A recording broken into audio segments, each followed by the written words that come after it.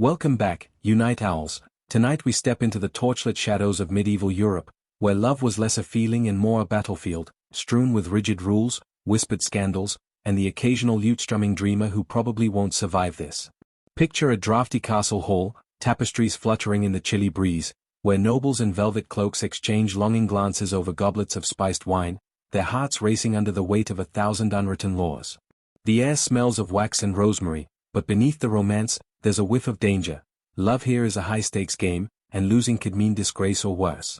So, before you get comfortable, take a moment to like the video and subscribe, but only if you genuinely enjoy what I do here. Drop a comment with your location and local time. I'm curious where you're drifting off to this tale. Now, dim the lights, maybe turn on a fan for that soft background hum, and let's ease into tonight's journey together. In the high medieval period, roughly the 12th to 14th centuries, a peculiar notion called courtly love begins to weave its way into the tapestries of noble life.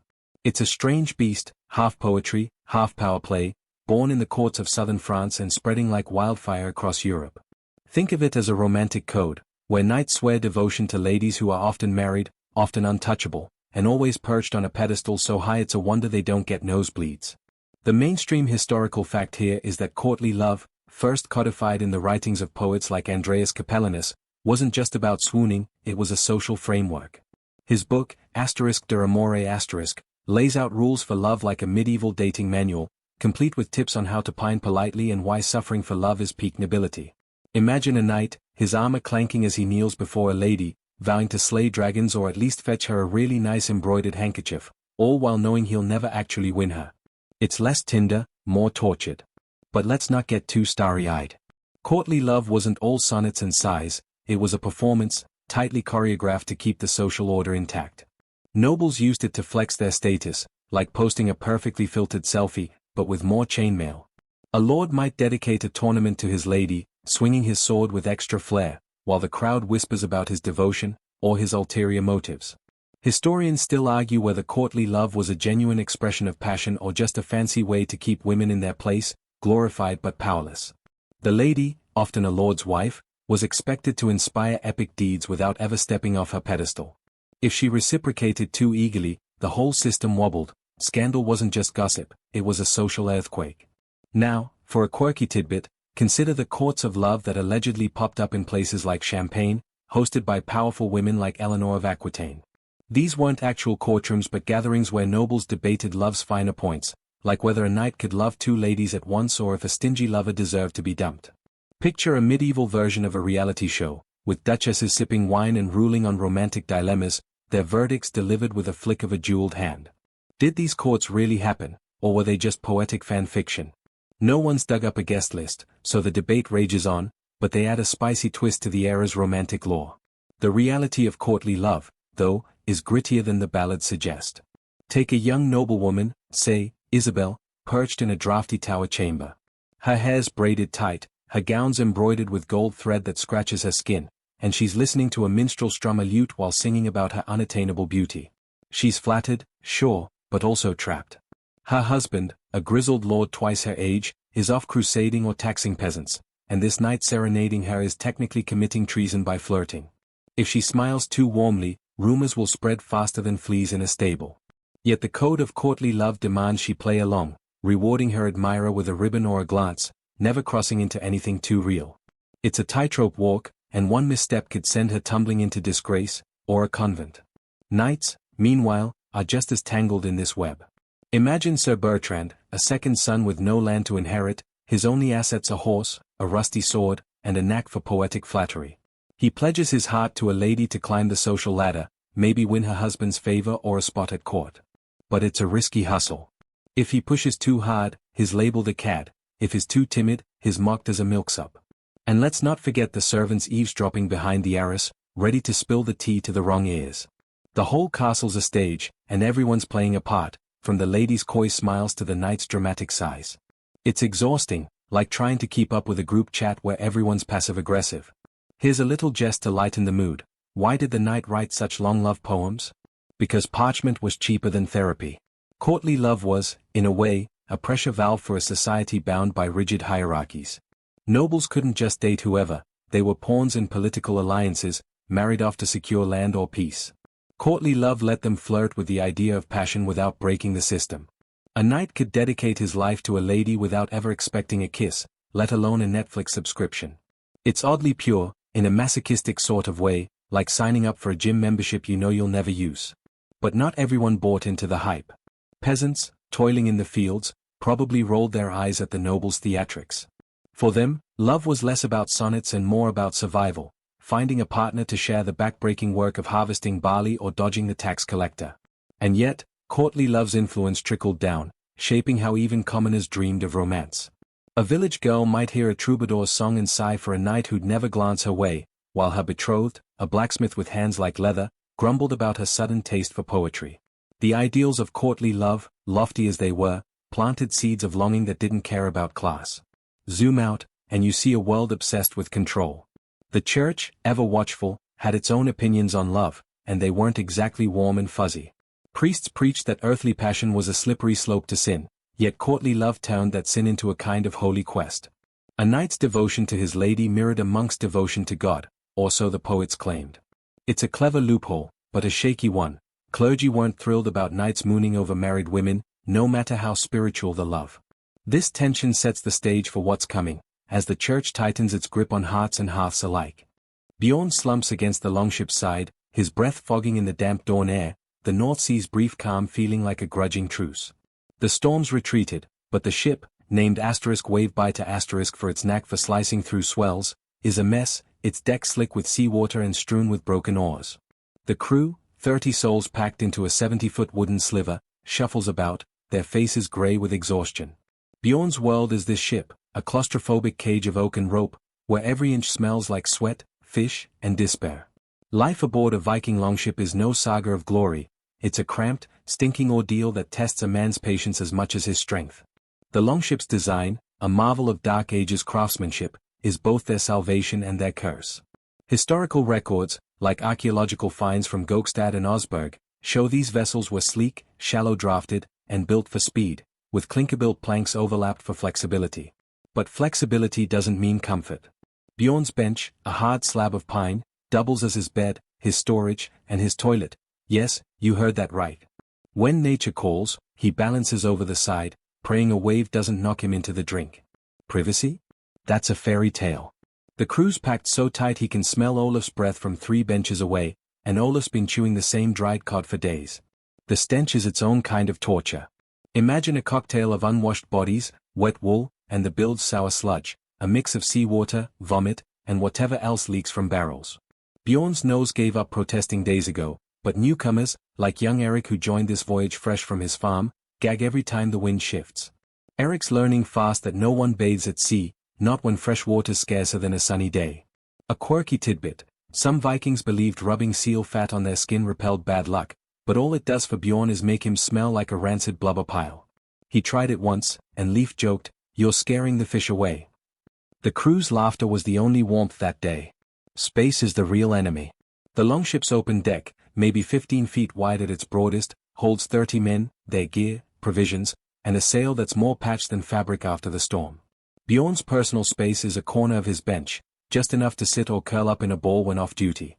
His sea chest, a wooden box holding his knife, a spare tunic, and that half-carved horse for his son, doubles as a seat.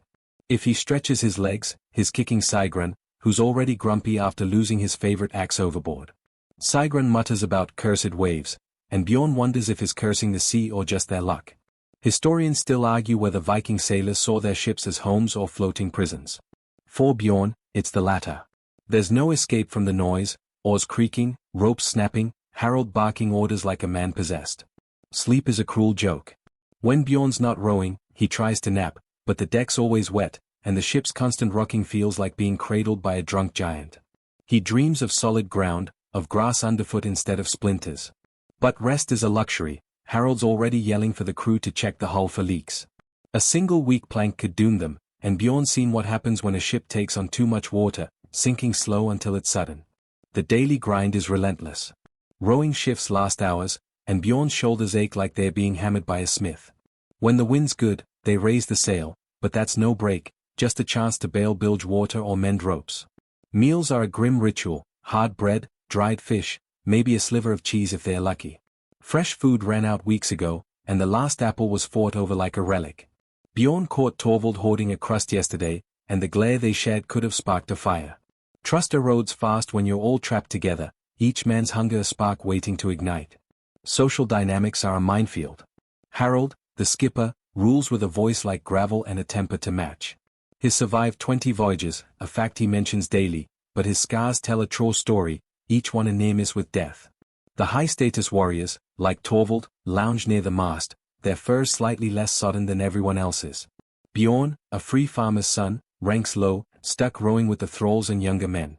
He doesn't mind the work, but Torvald's endless boasting, about women, battles, and that bear he supposedly wrestled, grates like sand in a wound. Bjorn mutters, "Wrestle the bilge bucket next," earning a chuckle from Leif, who's become his anchor in this floating madhouse. The ship's rhythm is dictated by necessity. Day and night blur into a grey haze, marked only by shifts at the oars or frantic repairs. The sail's tears from the storm need stitching, and Bjorn's fingers, numb from cold, fumble with the needle. He's no tailor, but out here, everyone's everything: sailor, carpenter, cook. The crew's a fragile machine, each man a cog that can't break. When Eric, the new kid, drops a rope and nearly fouls the rudder, Harold cuffs him hard enough to rattle teeth.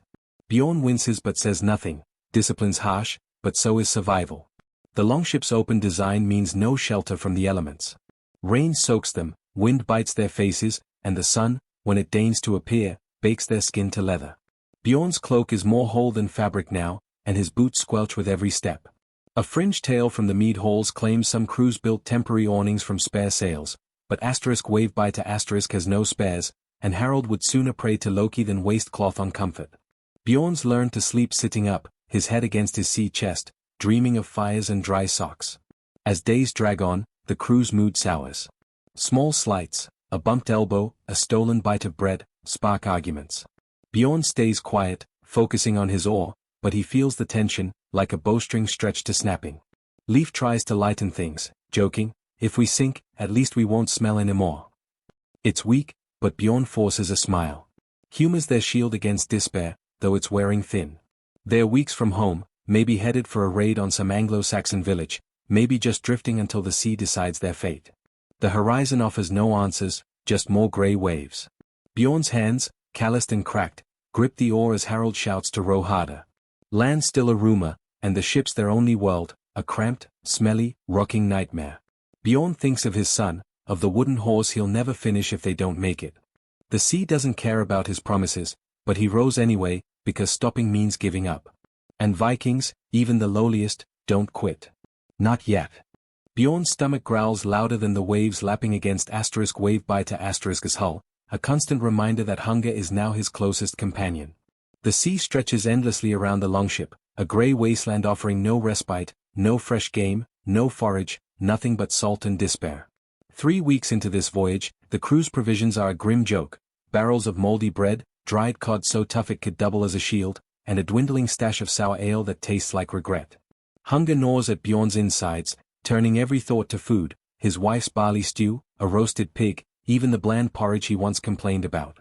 Being a Viking sailor means starving in slow motion, each day a battle to ignore the ache in your belly while the sea mocks your misery. Viking voyages, as recorded in sagas like the *Heimskringla*, often lasted weeks or months, with crews relying on preserved foods packed before departure. Fresh meat or fruit was a fantasy after the first few days, and resupplying depended on finding friendly shores, or raiding unfriendly ones. For Bjorn, the reality is a half ration of bread, its edges green with mold, and a strip of fish that smells like it's plotting revenge. He chews slowly, not for savoring but because his jaw aches from the effort. The crews gathered on the deck, each man clutching his share, eyes darting to see who got a bigger piece. Torvald, the braggart, smirks as he bites into a slightly less moldy hunk, and Bjorn resists the urge to knock it from his hand. The hunger's not just physical, it's a mental fog, dulling Bjorn's focus. He fumbles a rope, earning a glare from Harold, the skipper, whose own cheeks are hollower than last week. Harold's been rationing the food with an iron fist, but even he can't stretch nothing into something. A quirky tidbit: some Viking crews, desperate for sustenance, chewed on walrus hide ropes softened by seawater, claiming it filled the gut. Bjorn's tempted to try it, but * wave by to *'s ropes are too vital to sacrifice. Instead, he sips the ale, wincing at its vinegary bite, and dreams of a proper meal. Leif, ever the optimist, jokes, "At least the mole's free seasoning." The crew's weak laughter is more groan than chuckle, but it's something. Historians still argue whether starvation or disease killed more Viking sailors on long voyages. Both are lurking now. The crew's ribs are starting to show, their tunics hanging looser. Eric, the young farmer, looks worst, his eyes sunken, his hands trembling as he tries to mend a torn sail. Bjorn offers him a sliver of his fish, a rare act of kindness that surprises even himself. Eric nods gratefully, too weak to speak. The sea's a cruel master, but it's the hunger that makes brothers into strangers, each man weighing his survival against the next. Water's another problem. Their fresh water, stored in oak barrels, is nearly gone, tainted by leaks and the bilge's foul sludge. Bjorn's throat feels like sand, and every swallow is a conscious choice between thirst and nausea. When it rains, they spread the sail to catch drops, but the water tastes of salt and grime. Some crews, Bjorn's herd, drank their own urine in desperation, a fringe tale he hopes stays a tale. Harold rations the water like gold, measuring it in cups, and Torvald's caught twice trying to sneak extra. Bjorn mutters, "Steal water, lose teeth," half joking, half wishing Harold would hear. The crew's mood frays with their bodies. Arguments flare over nothing, a bumped elbow, a spilled cup. Sigrun, still mourning his lost axe, snaps at Eric for sitting too close, and Bjorn steps in before fists fly. Harold's voice cuts through, ordering them to row, but even he sounds tired. The oars dip sluggishly, the men's strength sapped by hunger.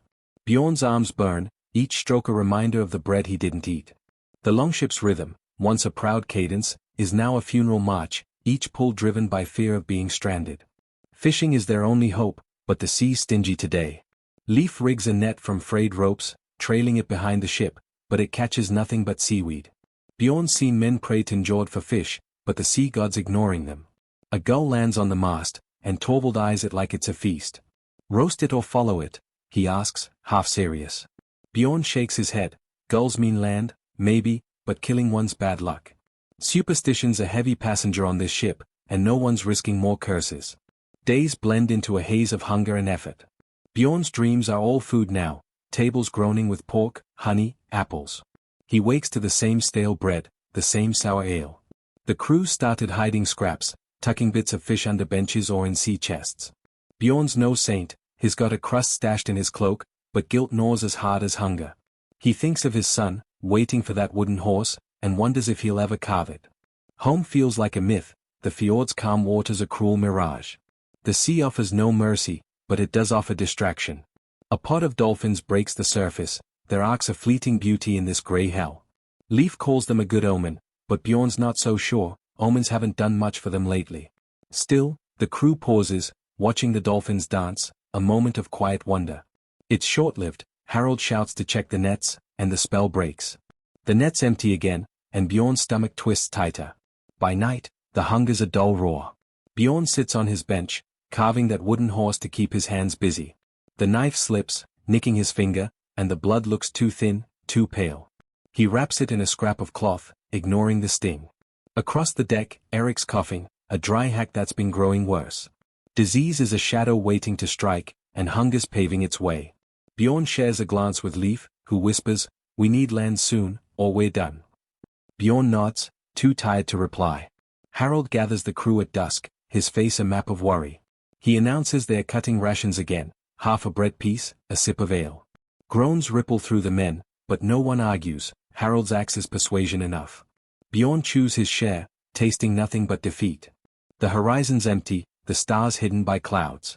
He thinks of the walrus hide story, wondering if it's worth a try. Leif catches his eye and grins, "Rope stew tonight."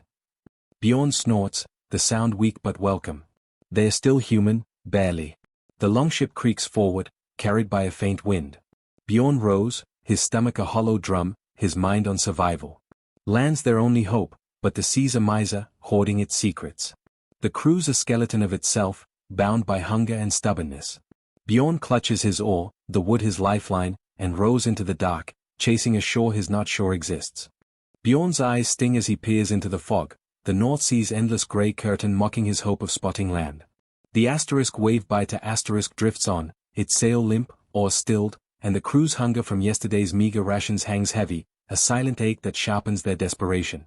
Now, with no sun or stars to guide them, navigation is a gamble, a game of guesswork, instinct, and half-remembered tales. Bjorn's world is a disorienting void where the horizon could hide a friendly fjord or a reef ready to gut their ship. Being a Viking sailor means trusting crude tools and fickle skies, all while the sea laughs at your attempts to tame it. Viking navigation, as pieced together from sagas and archaeological finds like the Unatok disk, relied on a mix of celestial cues, environmental signs, and sheer bravado. Without compasses or charts, sailors like Bjorn used the North Star to gauge latitude and the sun's position, when it bothered to appear, to estimate direction. But today, the sky's a leaden smear, and the crew's lost in a limbo of mist. Bjorn clutches a wooden sunboard, a notched disc meant to track the sun's shadow, but it's useless in this gloom. Harold, the skipper, squints at the waves, muttering about currents, but his confidence feels forced, like a man whistling past a graveyard. The crew's on edge, their hunger making every uncertainty sharper. Bjorn's friend Leif, usually quick with a joke, is quiet, his eyes scanning the horizon for gulls or driftwood, signs of land. A quirky tidbit: some Vikings swore by smelling land, claiming they could sniff out soil or forests on the wind. Bjorn tries it, inhaling deeply, but all he gets is salt and the ship's ever-present reek of sweat and bilge. He mutters, "Smells like we're doomed," and Leif's weak chuckle is the only reply. Humor's their lifeline, but it's fraying fast.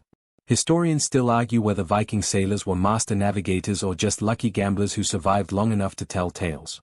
Bjorn's leaning toward the latter.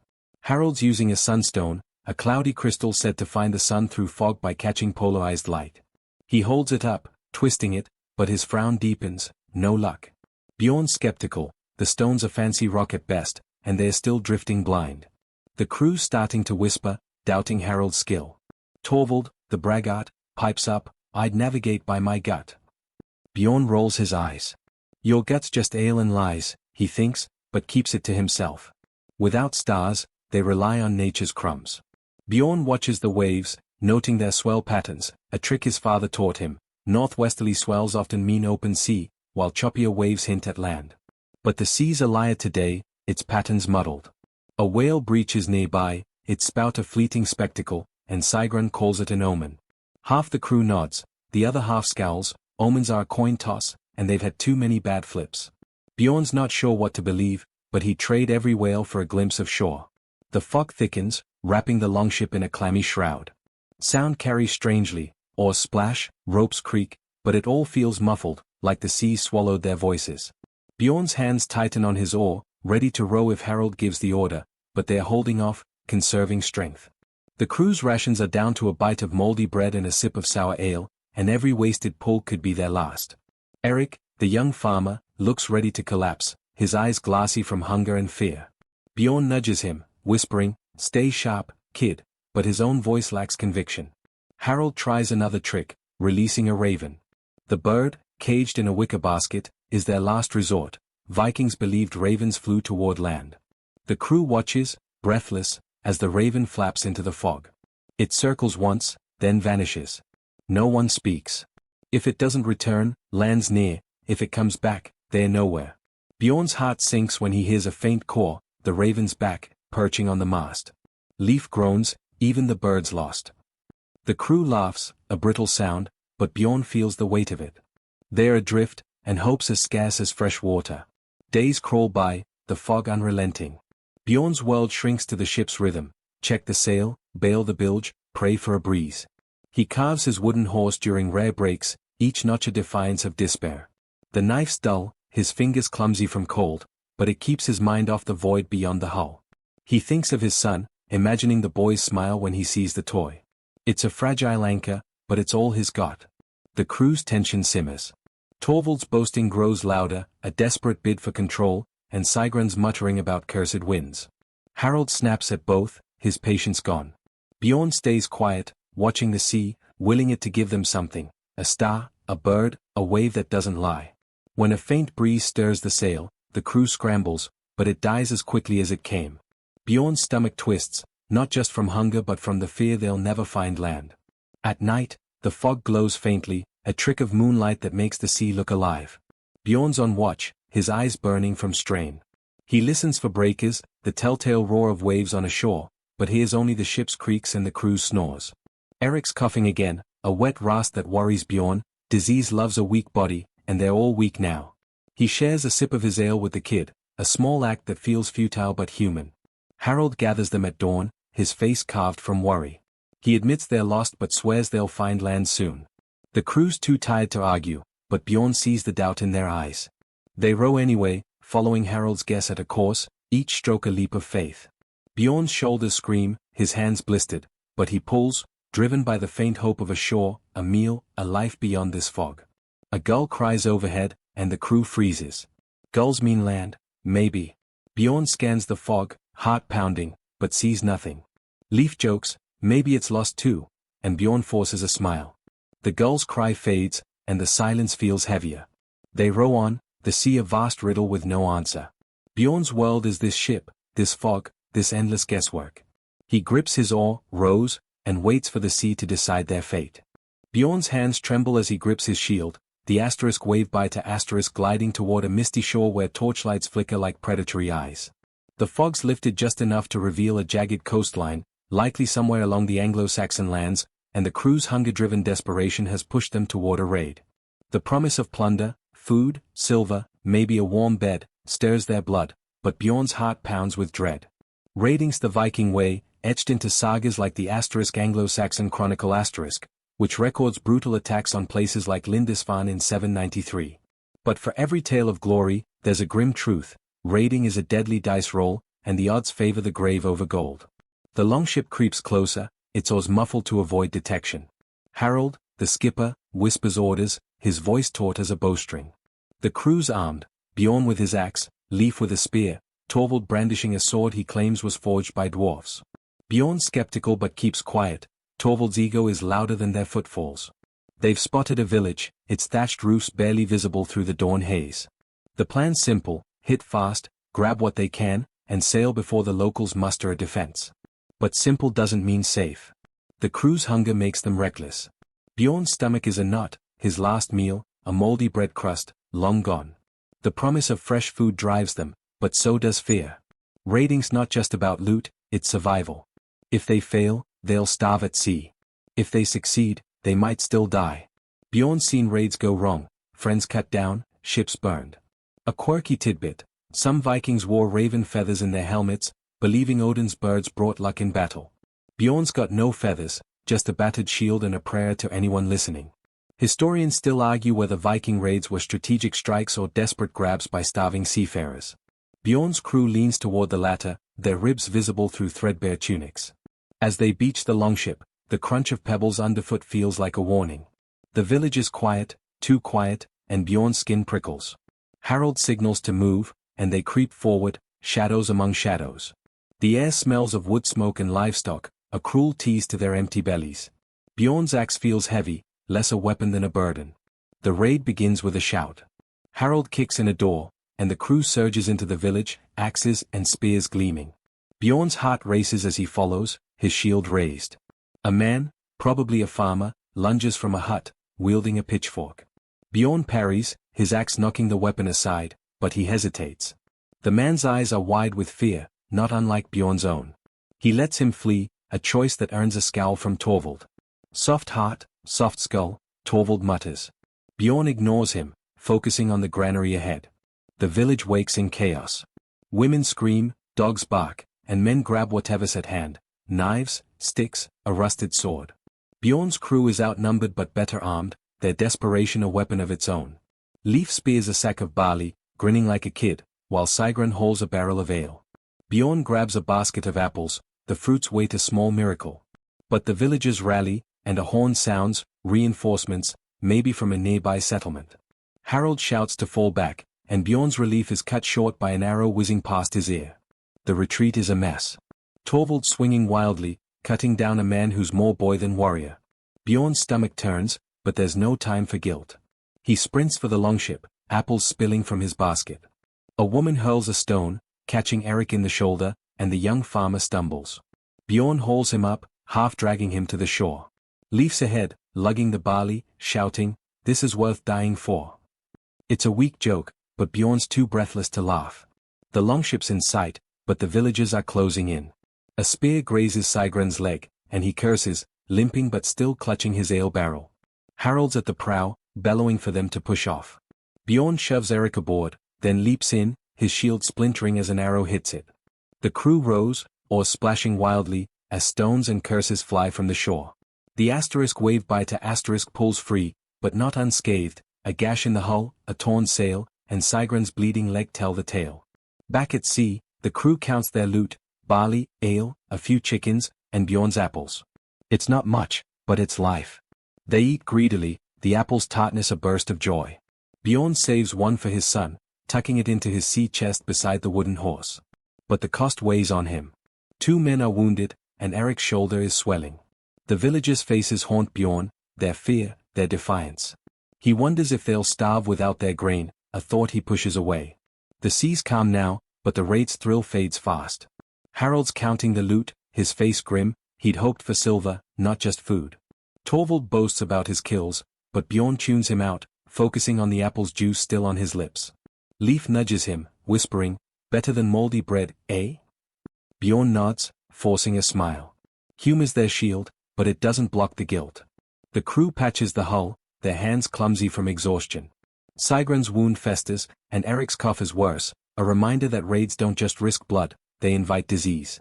Bjorn rose, his arms aching, his mind on the village. He's no hero, just a man trying to survive. The sea stretches ahead, indifferent, and the asterisk wave biter asterisk glides on, carrying its battered crew toward the next gamble. Bjorn's teeth chatter as he huddles beneath his damp cloak. The asterisk wave biter asterisk's deck slick with seawater and the faint reek of Sigrin's festering leg wound. The raid spoils, barley, apples, a few squawking chickens, lifted the crew's spirits briefly, but now, days later, a new enemy stalks the longship: sickness. The air's thick with damp, every breath a clammy assault, and the men's coughs echo like a grim chorus. Bjorn's own throat scratches, his body aches, and the sea's endless rocking feels like a cradle for disease. Being a Viking sailor means living in a petri dish of salt and filth, where every sneeze could be a death sentence. Historical evidence, like the skeletal remains from Viking burial sites, shows that sailors often suffered from infections and malnutrition-related illnesses, worsened by the damp, cramped conditions of longships. The asterisk wave biter asterisk's open deck offers no shelter from the sea spray or the chill that seeps into bones. Bjorn's tunic, never fully dry, clings to his skin, and his boots squelch with every step. Sigrin's leg, bandaged with a strip of wool, oozes pus, and the smell turns Bjorn's stomach worse than the bilge. Eric's cough has deepened, a wet rattle that keeps the crew awake, and even Leif, usually unshakable, looks pale, his eyes glassy. The crew's no strangers to sickness, but out here, there's no healer, no herbs, just salt water and prayers. A quirky tidbit: some Vikings believed swallowing a live spider could cure fever, a remedy Bjorn's heard whispered in mead halls but hopes never to test. Sigrin, delirious from pain, mutters about trying it, and Leif quips, "Find me a spider, and I'll eat the ship's ropes first." The weak laughter fades fast, humor's a thin shield against the fear of death creeping closer. Historians still argue whether Viking sailors succumbed more to infections or injuries on their voyages. For Bjorn, it's a toss-up. Sigrin's wound, from that spear in the raid, is the worst, but Eric's cough worries him more, it's spreading. 2 other men, Olaf and a thrall named Kettle, are hacking now, their faces flushed. The longship's confines make quarantine impossible, they're all breathing the same sour air. Bjorn tries to keep his distance, but there's nowhere to go. The ship's 15-foot width feels like a coffin, every cough a nail in the lid. Harold, the skipper, is no doctor, but has seen enough voyages to know trouble. He orders Sigrin's wound washed with seawater, the only liquid they have in plenty. Bjorn helps, wincing as Sigrin grits his teeth, the salt burning the raw flesh. It's a brutal remedy, and Bjorn doubts it helps. Seawater's as likely to poison as to cleanse. Harold's face is grim. Losing men means fewer oars, weaker raids, and a thinner chance of reaching home. He mutters about Njord's mercy, but Bjorn's faith in sea gods is as thin as their rations. The crew's diet doesn't help. The raid's barley is already half eaten, the apples gone except for the one Bjorn stashed for his son. The chickens, slaughtered for a fleeting feast, are a memory, and they're back to moldy bread and dried cod. Malnutrition weakens their bodies, making every cut or cough a gateway for infection. Bjorn's gums feel tender, a sign of scurvy he's seen in older sailors, their teeth falling out like autumn leaves. He chews his cod slowly, hoping to trick his body into strength it doesn't have. The damp is relentless. The longship's planks, though masterfully crafted, let in enough water to keep the bilge a constant swamp. Bjorn's been bailing for hours, his hands blistered, his back screaming. The water's foul, mixed with vomit and worse, and every splash risks spreading whatever's plaguing Eric. A fringe tale claims some crews burn seaweed to purify the air, but *wavebiter has no seaweed, and fire's too risky on a wooden ship. Bjorn dreams of dry land, of a fire to warm his bones, but the sea's a jealous mistress, keeping them trapped in its wet grip. The crew's mood sours with their health. Torvald, the braggart, snaps at Eric for coughing too loud, and Bjorn steps in before it turns to blows. "Save your strength for rowing," he growls, surprising himself with the edge in his voice. Torvald backs off, but the tension lingers, a fever of its own. Harold tries to rally them, shouting about the next raid, but his words fall flat. Sigrun's groans punctuate the silence, and Eric's coughs are a grim metronome. Bjorn carves his wooden horse, the knife's rhythm a small comfort, but even that feels futile when death's so close. At night, the sea's deceptive calm amplifies every sound, creaking timbers, splashing waves, Eric's endless hacking. Bjorn's on watch, his eyes burning from salt and exhaustion. He scans the horizon for land, but it's just more waves, more fog. A star peeks through, and he tries to fix their position, but his sunboard's useless without sunlight. He thinks of his wife, her warm hands, and wonders if she's praying for him. The thoughts a flicker of warmth in this cold, sick world. Harold gathers the crew at dawn, his face a map of worry. He admits Sigrun might not make it and orders extra rations for the healthy, half a bread piece each. The men eat in silence, guilt mixing with hunger as they glance at Sigrun, propped against a barrel. Bjorn shares a crumb with Eric, whose fever's breaking but whose cough lingers. Leif tries to lighten the mood, joking, "If we all get sick, the sea can row itself."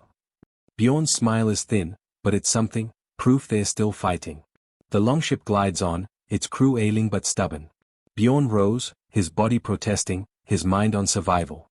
Sigrun's fever spikes, and Eric's cough echoes, but they keep going, bound by necessity and the faint hope of land. The sea doesn't care about their sickness, their hunger, or their prayers. It's a vast, indifferent jailer, and Bjorn's just a tenant, rowing toward a shore he's not sure exists. Bjorn's breath catches as a gust rattles the *wavebiter*'s frayed sail, the longship creaking like it's whispering secrets to the sea. Night cloaks the horizon, and the crew's nerves are as taut as the ropes they clutch, every shadow a potential curse. Sigrun's fevered moans blend with Eric's coughs, but it's not just sickness haunting them, it's the gods, or so they fear. Every groan of timber, every slap of wave, feels like an omen, and the men's superstitions weave a net of dread tighter than hunger or disease. Being a Viking sailor means living with one eye on the sea and the other on the unseen, where every creak could be Njord's displeasure or Loki's trick.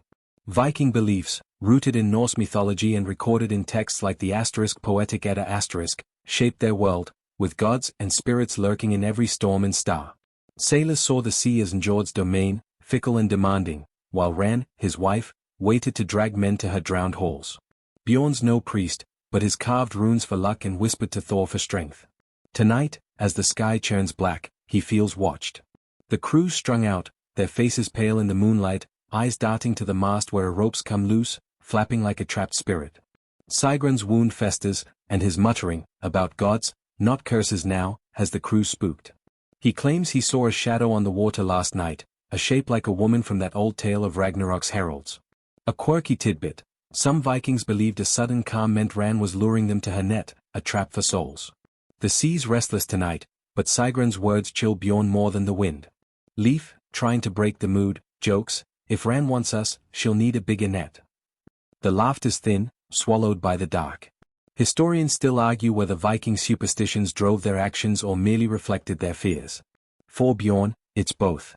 When a gull lands on the prow at dawn, Torvald calls it Odin's blessing, but Olaf swears it's a warning, gulls carry drowned men's souls. Bjorn's not sure who's right, but he'd rather not test it. He tosses a crumb to the bird, hoping to appease whatever's watching. The gull snatches it and flies off, leaving the crew to argue its meaning. Harold, fed up, snaps, "Row, don't pray," but even he glances at the sky. The crew's rituals are small but constant. Before eating their meager bread, they sprinkle salt for Njord. When a rope snaps, they blame Loki and burn a scrap of wool to ward him off. Bjorn's carved a rune on his oar, answers for wisdom, hoping it'll guide them to land. He's not devout, but out here, doubt feels like tempting fate. Sigrun's fever spikes, and he babbles about a dream, a serpent circling the ship. The crew's quiet, remembering Jormungandr, the world serpent of myth. Bjorn grips his axe, telling himself it's just a dream, but the sea's too vast for certainties. Every sound's a threat. A wave slaps the hull, and Eric flinches, coughing harder. A plank creaks, and Torvald mutters about spirits below deck. Bjorn's heard tales of Draga *, ghost sailors who haunt wrecked ships, and though he scoffs in daylight, the night makes them real. A fringe story claims a crew once found a Draga * in their bilge, its eyes glowing like coals. Bjorn checks the bilge twice, finding only sludge, but his heart's still racing. Leif catches him, grinning, hunting ghosts or just the smell. Bjorn forces a laugh, but it's hollow. The gods aren't just in the sea, they're in the crew's hierarchy. Harold, seen as Njord's chosen, leads with a mix of fear and reverence. When he prays, the crew listens, hoping his words carry weight. But Harold's human, and his orders, row harder, bail faster, feel futile against divine whims. Torvald, claiming Thor's favor, boasts his untouchable, but Bjorn's seen him flinch at thunder.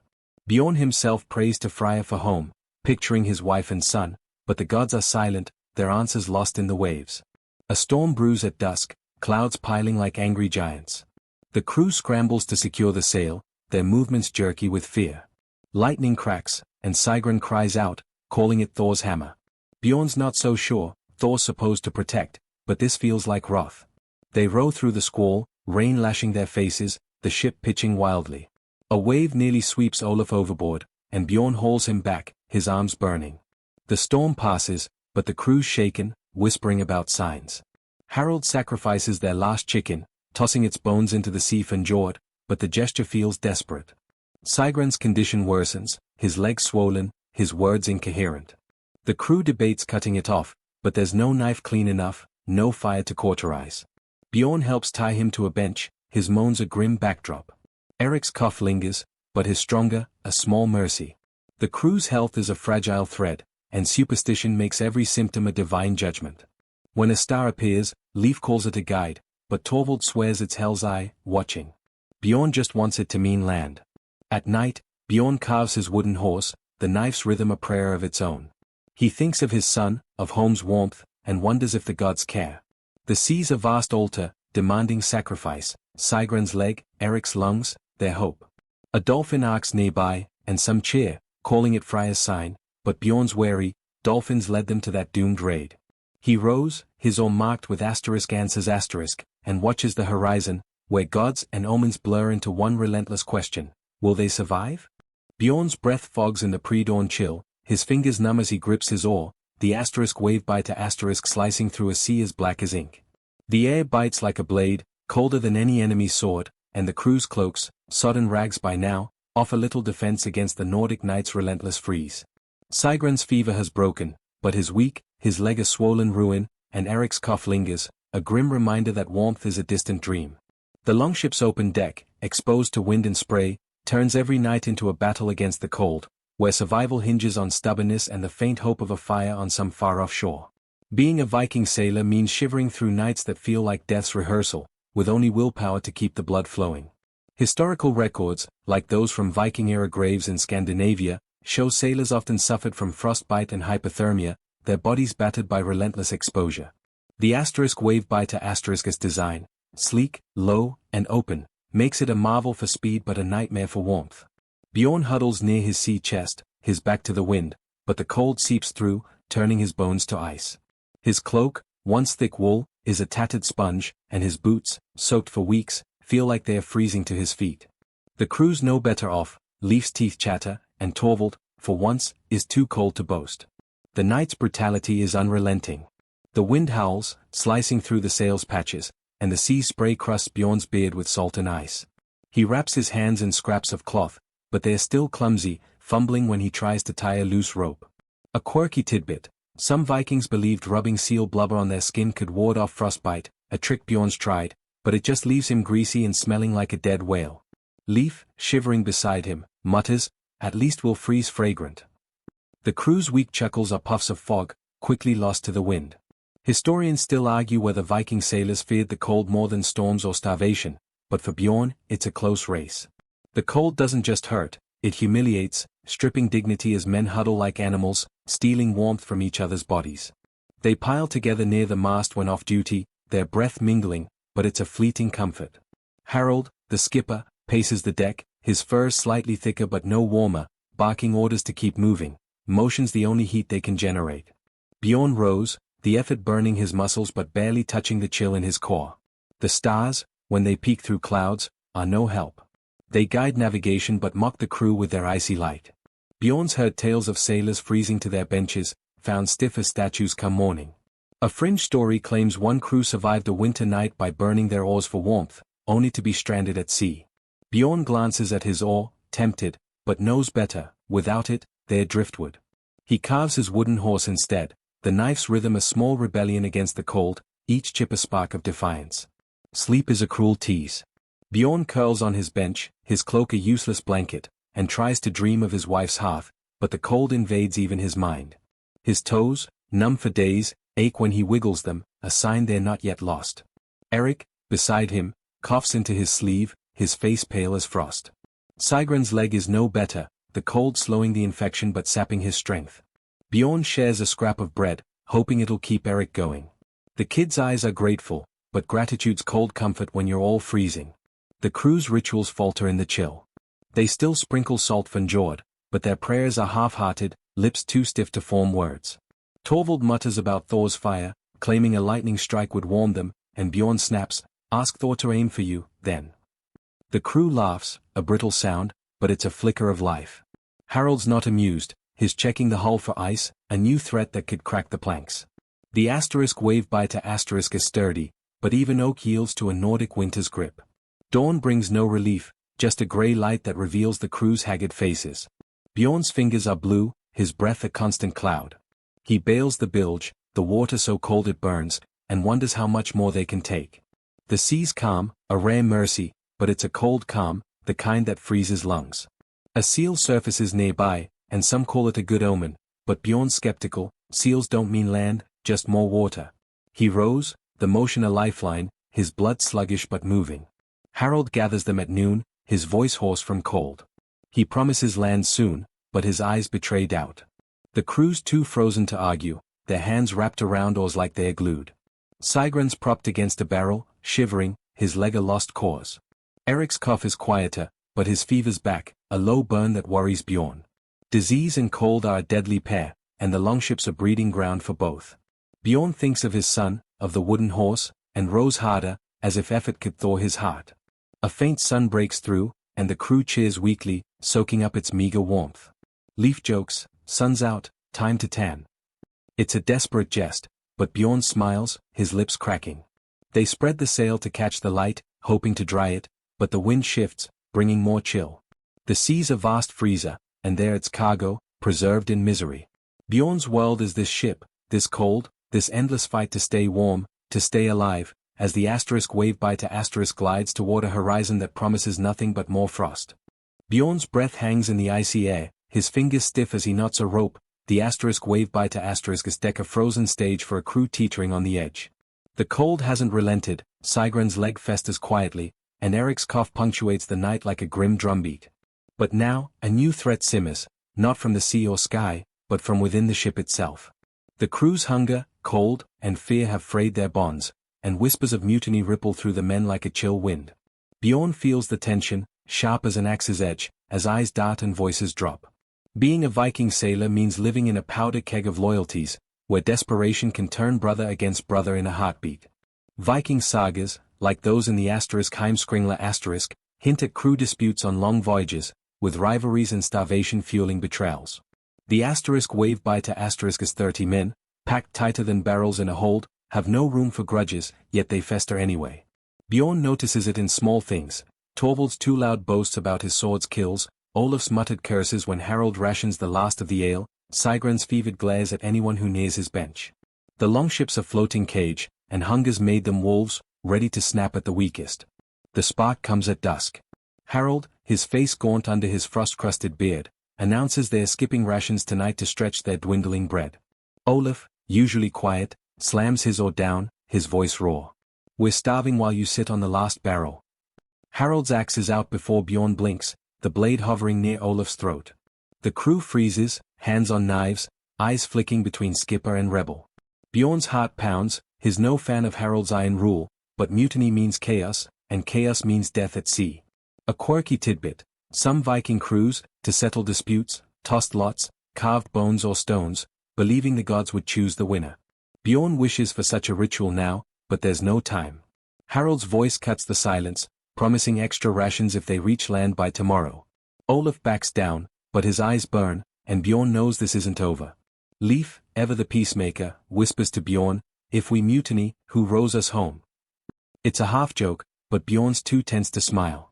Historians still argue whether mutinies were common or exaggerated in Viking tales, a way to spice up sagas.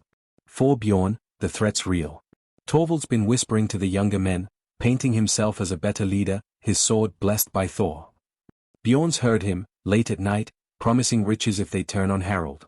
Torvald's no skipper, his bravado's all bluster, but hunger makes men listen. Bjorn stays loyal, not out of love for Harold but because he's seen what happens when a crew fractures, ships drift, men die, and the sea claims all. The night deepens, and the cold sharpens the crew's edges. Bjorn's on watch, his eyes scanning the dark for land or trouble. The stars are out, a rare gift, but they're no comfort when the ship's a tinderbox. He overhears Olaf and Kettle, the thrall, muttering about stealing the ale barrel. Bjorn steps closer, his axe loose in his belt, and clears his throat.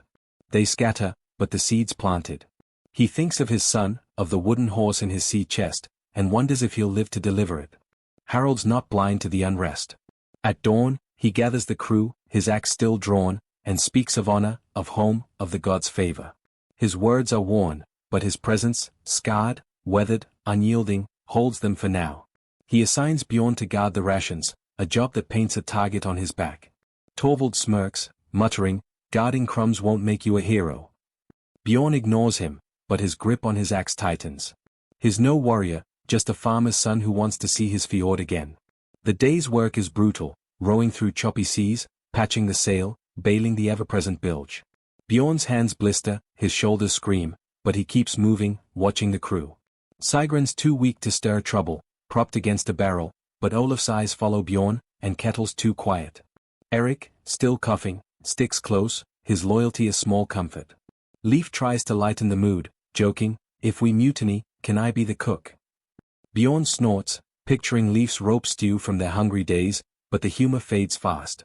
A gull lands on the mast, and the crew's superstitions flare. Olaf calls it a bad omen, Torvald claims it's Odin's eye, but Harold snaps, "It's a bird, not a god." Bjorn tosses it a crumb, hoping it'll fly toward land. It doesn't, just perches, watching. The crew's nerves fray further, each man seeing his own fears in its beady eyes. Bjorn carves his wooden horse, the knife's rhythm steadying him, but even that feels like defiance against a crew ready to crack. By night, the whispers grow bolder. Bjorn overhears Torvald plotting with Olaf near the stern, their voices low but sharp. "Harold's lost his way," Torvald says. "I'd get us home." Bjorn's tempted to confront them, but his one man, and loyalty's a thin shield against knives in the dark. He tells Leif, who nods grimly, promising to watch his back. The longship's a battlefield now, not of swords but of trust, and Bjorn's caught in the middle. Harold senses the shift.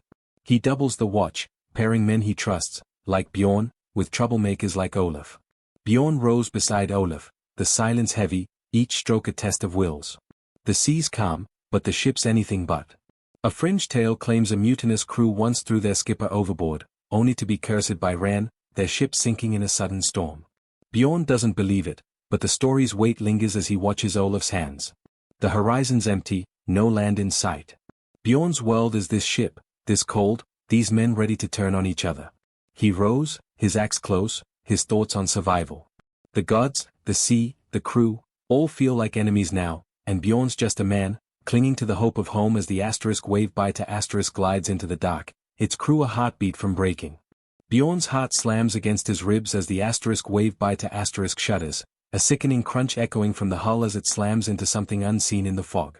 The sea, calm for once, betrays them with a hidden reef, and now the longship lurches, timbers splintering like bones.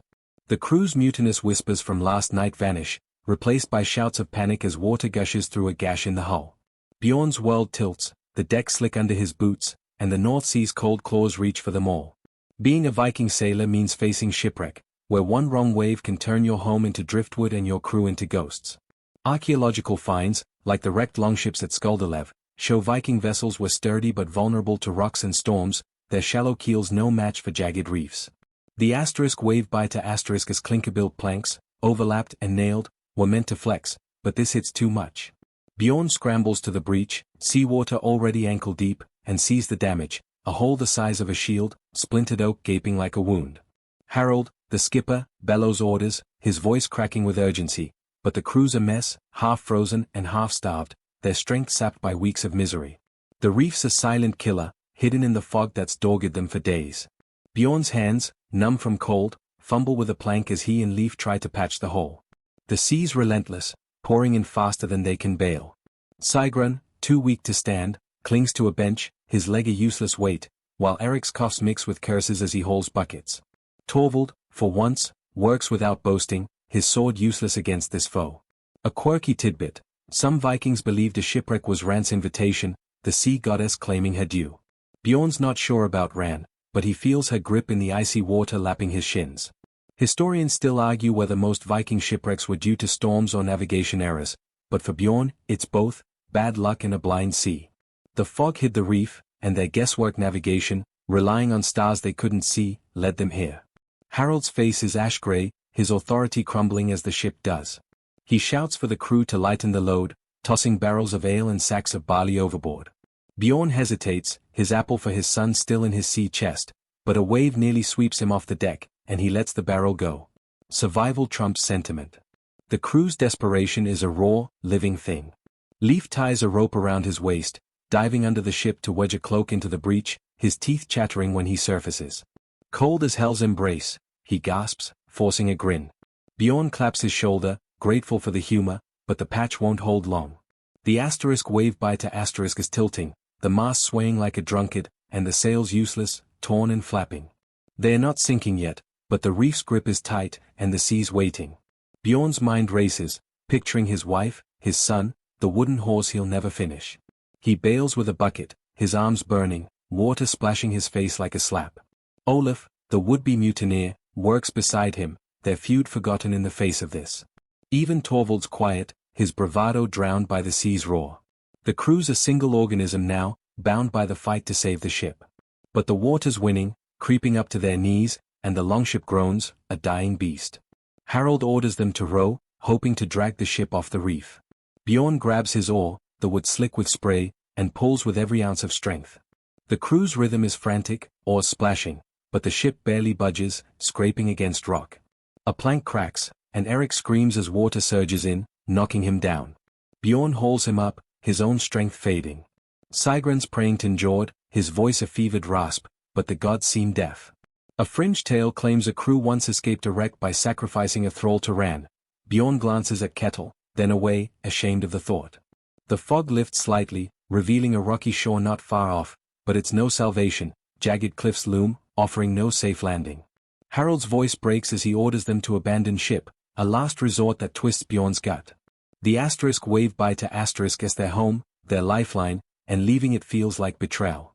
They gather what they can, axes, shields, Bjorn's sea chest with that precious apple, and pile into the small rowboat tied to the stern. It's built for 8, not 30, and the men cram in, shoulder to shoulder, the boat sinking low. The route to shore is chaos.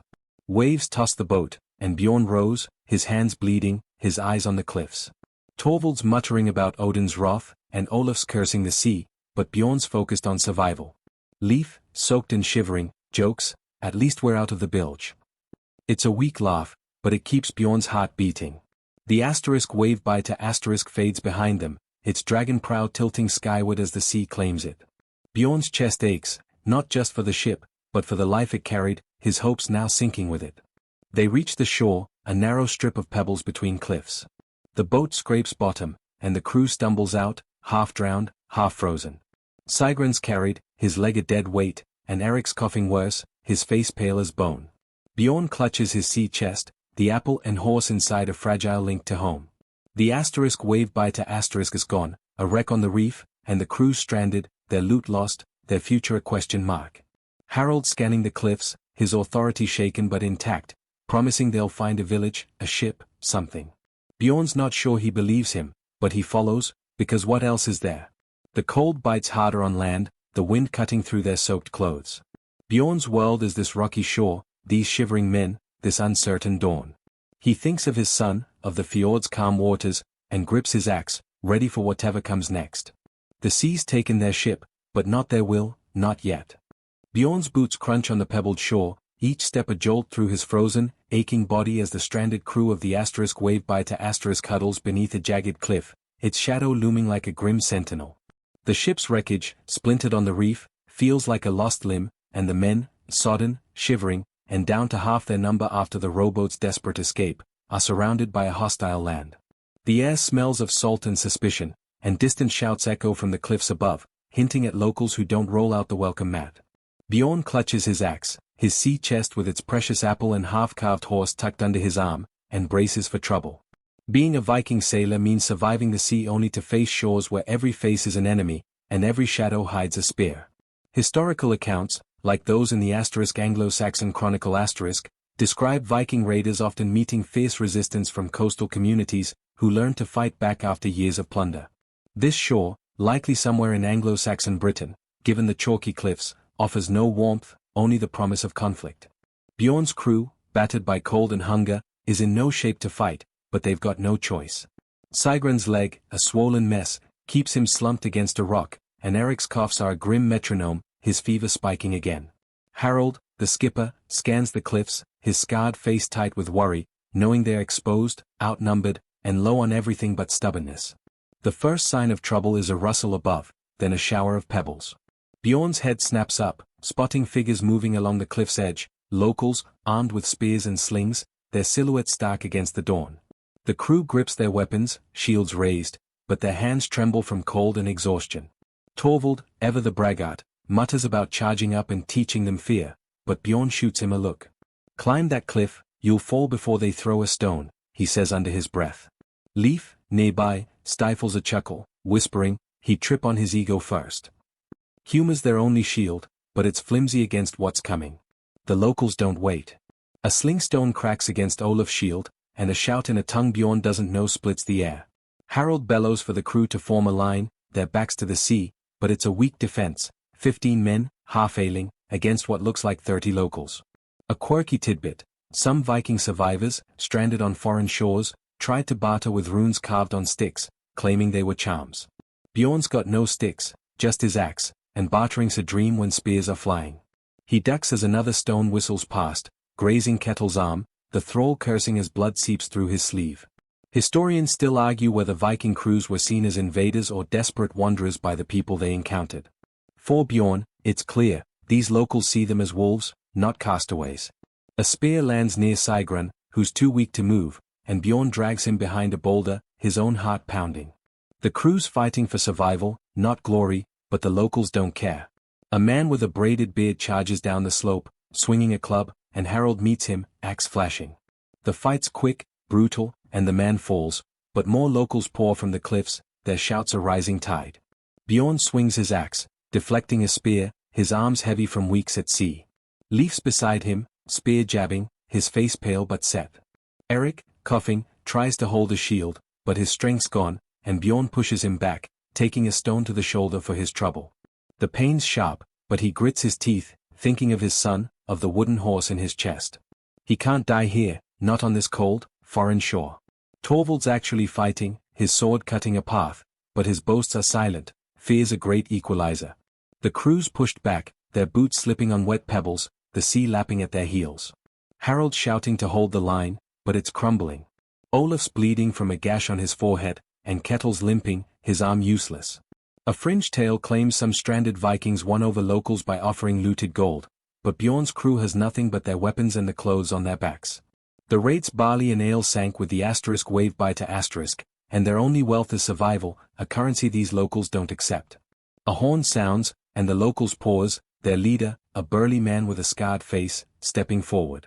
Harold lowers his axe, gesturing for a parley, but his eyes are wary. The leader speaks, his words harsh and unfamiliar, but his pointing at the crew, then the sea, is clear: leave or die.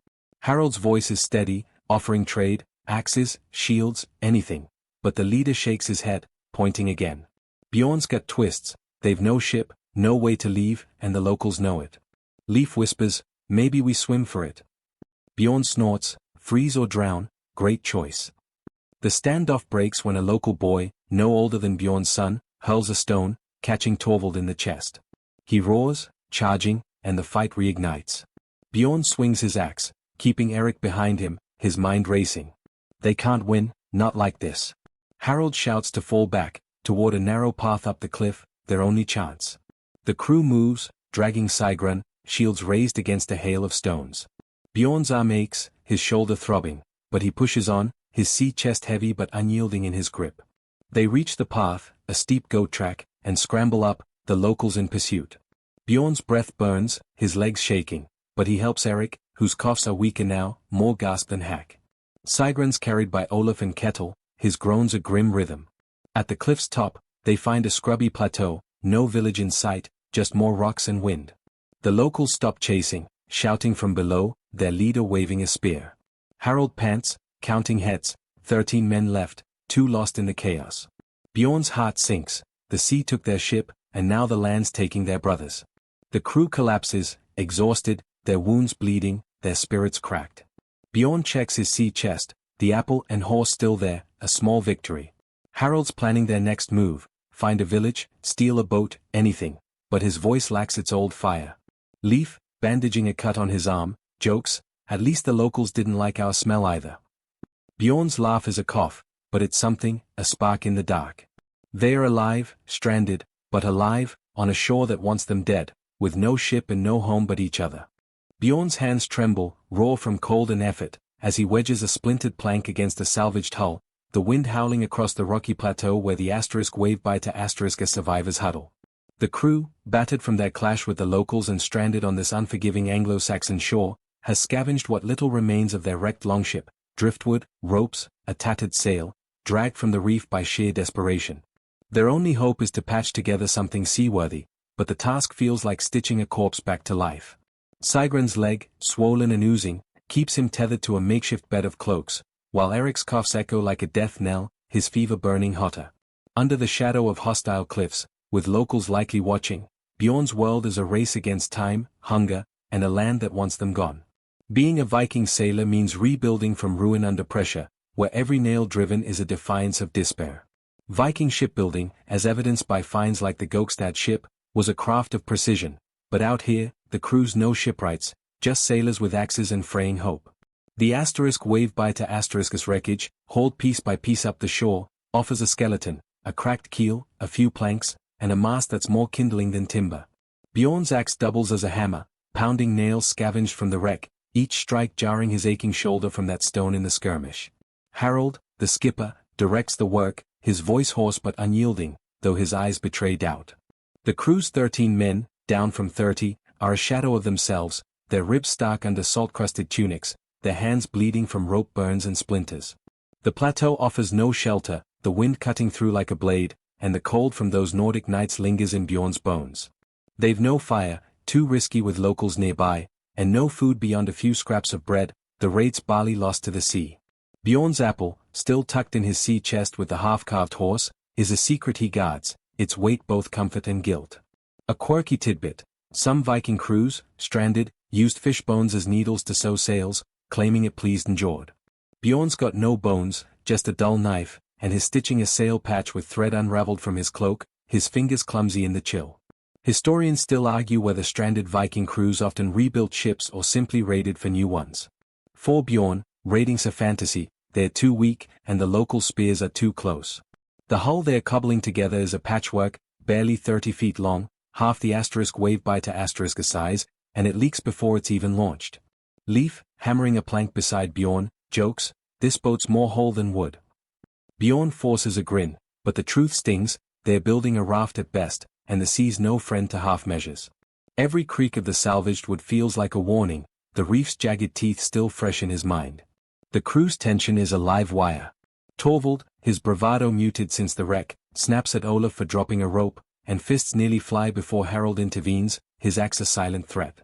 Sigrun's moans punctuate the work, his leg a rotting anchor, and Bjorn wonders if they'll have to leave him behind, a thought that twists his gut.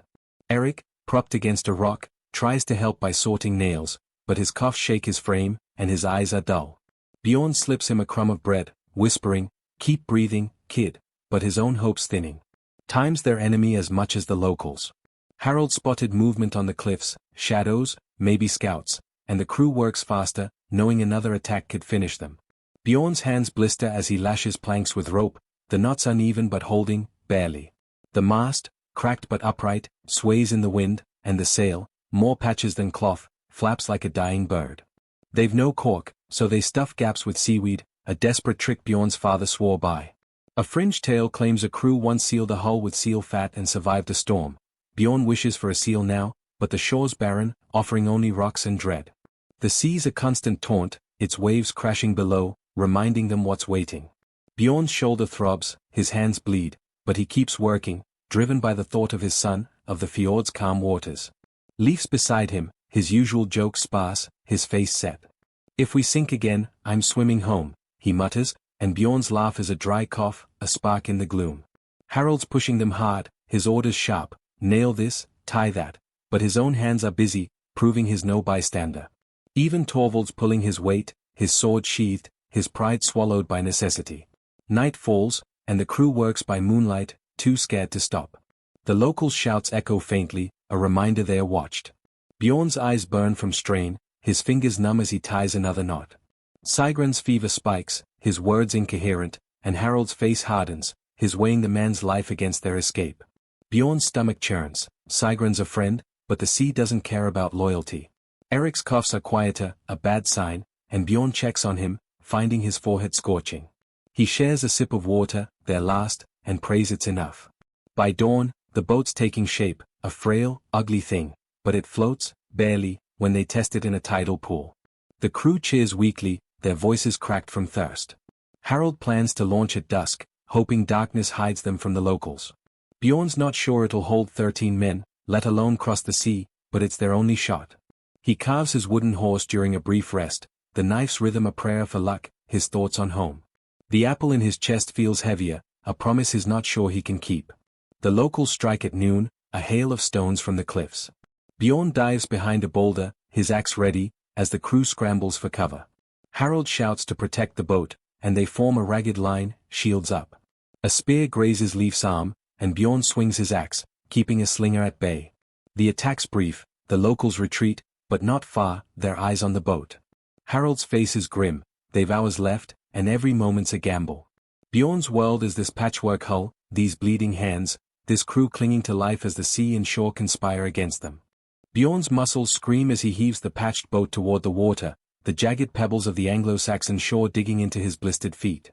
The asterisk wave by to asterisk's wreckage is a distant memory, and this frail, cobbled-together vessel, barely a longship, more a floating coffin, creaks under the weight of 13 desperate men. The local shouts echo from the cliffs, a reminder that danger lurks above, but it's the sea ahead that gnaws at Bjorn's gut, its waves glinting like knives in the dusk. Sigrid's leg is a festering ruin, Eric's cough a fading rasp, and the crew's faces, gaunt from hunger and cold, reflect the toll of weeks at sea. Being a Viking sailor means carrying the scars of every storm, every raid, every shivering night, etched not just in flesh but in spirit, aging a man far beyond his years. Historical records, like those from Viking burial sites, reveal sailors often died young, their bones showing wear from malnutrition, injuries, and relentless labor. Bjorn, barely 20, feels twice that, his back stooped from rowing, his hands gnarled from rope and axe. The sea's a thief, stealing youth with every wave, and this new boat, leaking before it's launched, promises more theft. Harold, the skipper, stands at the prow, his beard grayed beyond his 30 years, his eyes hollow but fierce. He's survived a decade of voyages, a feat that makes him half legend, half cursed, and Bjorn wonders if he'll outlive this one. The crew shoves the boat into the shallows, their boots splashing in icy water that bites like teeth. The hull scrapes bottom, and Bjorn prays the seaweed-stuffed gaps hold. Sigrid's carried aboard, his groans softer now, his strength nearly gone. Eric, feverish but stubborn, clings to a bench, his shield too heavy to lift. Bjorn's sea chest, with its apple and half-carved horse, is lashed to the deck, a tether to his son that keeps his heart beating. The local stones rain down as they push off, one clipping Torvald's shoulder, and he curses, his bravado worn thin. Leif, tying a rope, mutters, "At least they're bad shots." Bjorn's laugh is a dry wheeze, a flicker of light in their darkening world. Historians still argue whether the sea's physical toll or its mental grind broke more Viking sailors. For Bjorn, it's both. His body's a map of aches, shoulders knotted from rowing, fingers cracked from cold, a bruise on his arm from that stone in the last skirmish. But his mind's heavier, weighed by the faces of men lost to the reef, by Sigrun's fading pulse, by the fear he'll never see his fjord again. The sea ages you not in years but in moments, every storm, every empty horizon, every night spent shivering under a tattered cloak. Bjorn's seen it in Harald's scars, in Olaf's haunted eyes, in Eric's boyish face now lined like an old man's. The boat's a fragile hope, its mast swaying, its sail a patchwork of cloaks and salvaged cloth. Bjorn rose, his oar a splintered relic from the asterisk wave by to asterisk, each pull tearing at his blisters. The crew's rhythm is uneven, their strength sapped by hunger, down to crumbs of bread and a sip of water shared among them. A quirky tidbit, some Vikings believe chewing seaweed staved off scurvy, a trick Bjorn's trying, though it tastes like salted regret. His gums bleed, his teeth ache, and he wonders how many more pulls he's got in him. Leif, rowing beside him, whispers, "Think the sea's tired of us yet?" Bjorn snorts, "It's just warming up." The shore fades, the local shout swallowed by the waves. The sea's calm, a deceptive truce, but Bjorn knows its tricks, calm today, a storm tomorrow. Harald's navigating by stars, the North Star a faint guide, but the fog's creeping back, and Bjorn's faith in celestial maps is thin. They're aiming for a friendly port, maybe a Danish settlement, but it's a guess, and guesses have cost them before. The boat leaks, water seeping through the patches, and Bjorn bails between strokes, his bucket a cracked relic. The bilge smells of despair, and he's too tired to care. Sigrun's condition worsens, his leg blackening, his words gone. Harald's face is stone, but Bjorn sees the calculation, Sigrun's a burden now, dead weight on a boat that can't spare it. The crew's whispers, once mutinous, are now resigned, they can't save him. Bjorn ties Sigrun's cloak tighter, a futile comfort, and thinks of his son, of promises unkept. Eric's fever burns, his cough's weaker, and Bjorn shares his last crumb, knowing it's not enough. The sea's taken their ship, their food, their youth, now it's coming for their brothers. The crew's a ghost of itself, 13 men where 31 stood. Olaf's forehead scar from the skirmish bleeds under salt sting, and Ketil's arm, grazed by a spear, hangs limp. Torvald's quiet, his sword sheathed, his boasts drowned by reality. Harald's orders are sharp, row, bail, pray, but his voice cracks, betraying his own wear. A fringe tale claims a crew once survived by drinking seal blood, their bodies sustained but their souls cursed. Bjorn's got no seals, just seawater and willpower, and is running low on both. Night falls, the stars fading behind clouds. Bjorn's on watch, his eyes burning from salt and strain, scanning for land that doesn't come. The boat rocks, its leaks a constant threat, and he bails, his arms leaden. Leif, slumped beside him, tries a joke, "If we sink, I'm blaming Torvald's ego, it's too heavy." Bjorn's smile is a grimace, but it's something, a thread of humanity in this floating purgatory. He carves his wooden horse, the knife's rhythm a heartbeat, each chip a prayer for home. Harald gathers them at dawn, his face a map of exhaustion. He admits they're low on water, the boat's barely holding, but he swears they'll find land. The crew's too broken to argue, their hands on oars, their eyes on the horizon. Sigrun's breath rattles, Eric's cough fades, and Bjorn rose, his body screaming, his mind on his son. The sea's a vast mirror, reflecting their weariness, and the boat's a fragile shell, carrying men aged by its cruelty toward a shore they can only hope exists. Bjorn's oar dips into the inky sea, each stroke a battle against the patched boat's sluggish weight, his blistered hands screaming with every pull. The frail vessel, cobbled from the asterisk wave by to asterisk's wreckage, leaks steadily, its seaweed stuff seems barely holding as it limps through the North Sea's deceptive calm. Sigrun lies still, his breath gone sometime in the night, his leg a blackened ruin that no prayer could save, while Eric's coughs have faded to shallow gasps, his fever burning what little life remains. The crew, now 12, is a skeletal band, their faces carved by hunger and loss, their eyes fixed on a horizon that taunts with the promise of home. Bjorn's sea chest, with its apple and half-carved horse, is a heavy anchor to his son, but the dream of returning to his fjord clashes with the endless voyages that have stolen his years.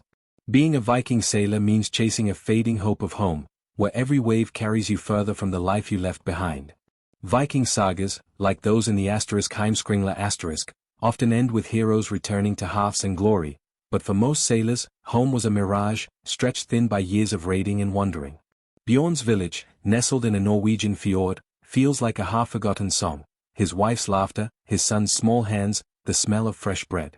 He's been gone months, maybe years, the sea blurring time into a grey haze. The boat's mast creaks, its patchwork sail flapping weakly, and Bjorn wonders if he'll ever see land again, or if the seas claimed him for good. The crew's silence is heavier than the cold. Harold, the skipper, grips the steering oar, his face a mask of grit, but his shoulders sag, betraying the weight of Sigrun's death. They wrapped his body in a cloak and slid it into the sea at dawn, no word spoken, words feel too small for the loss. Eric's fading fast, propped against a bench, his eyes glassy. Bjorn dribbles water between his lips, their last drops, and whispers, "Hold on, kid," but his voice cracks. The sea's taken so much, their ship, their food, their brothers, and now it's stealing hope, drop by drop. A quirky tidbit. Some Vikings believed a sailor's soul could find home if his name was carved on driftwood and cast into the sea. Bjorn's tempted to carve Sigrun's name, but their wood's too precious, every scrap needed to keep this boat afloat. Leif, rowing beside him, tries to lighten the mood, muttering, "If I die, carve my name on Torvald's shield, it's big enough." Bjorn's chuckle is a dry rasp, a fleeting spark in the gloom, but Torvald's scowl from the bow kills it fast. The braggart's quiet now, his sword useless against this endless sea. Historians still argue whether Viking sailors clung to thoughts of home or let the sea reshape their souls into wanderers.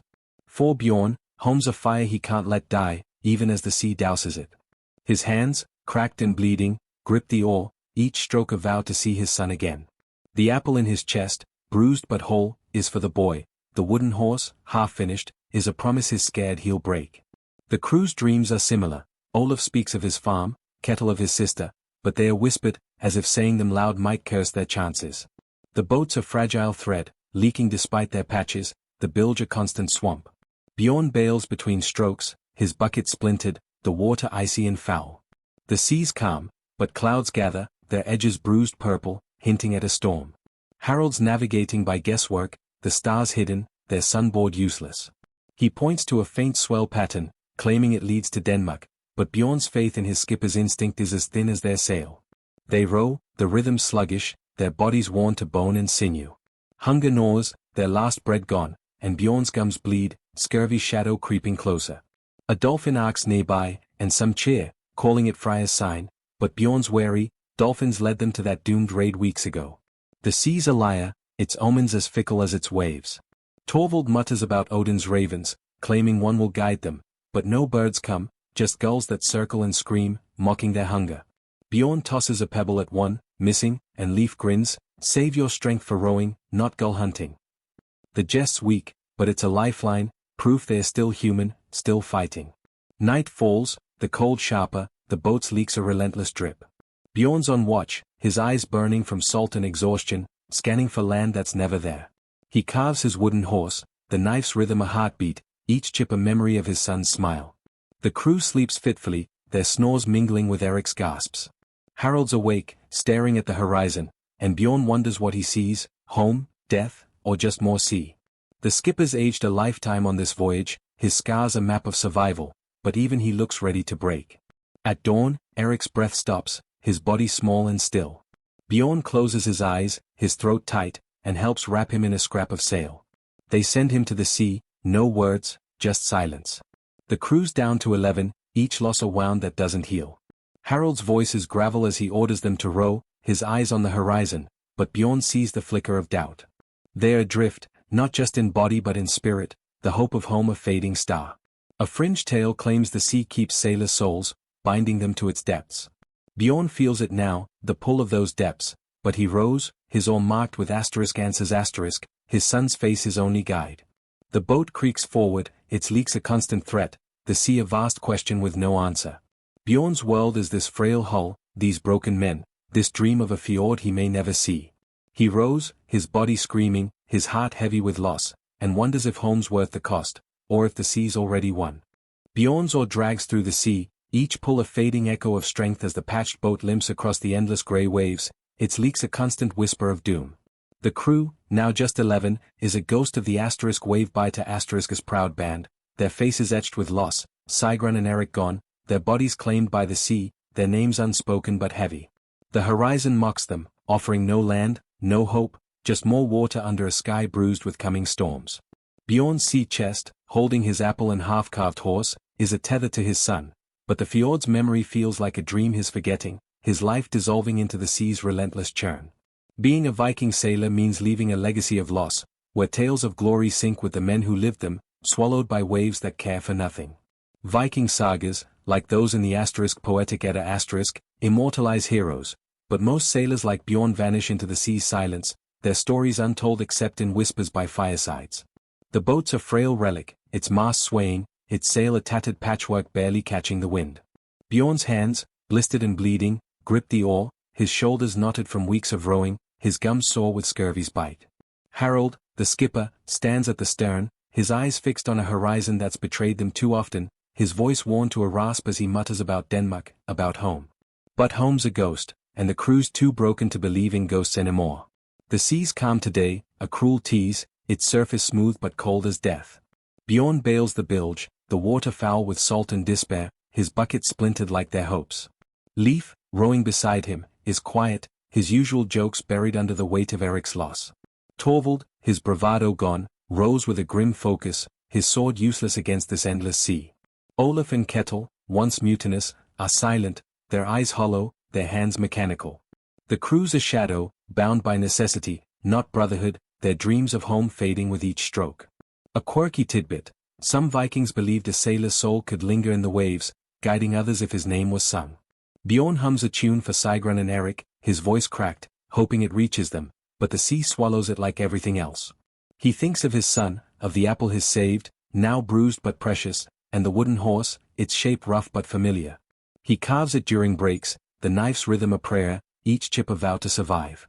Leif catches him, whispering, "Make it a fast horse, it's got a long way to go." Bjorn's smile is thin, but it's a spark, proof they're not yet gone.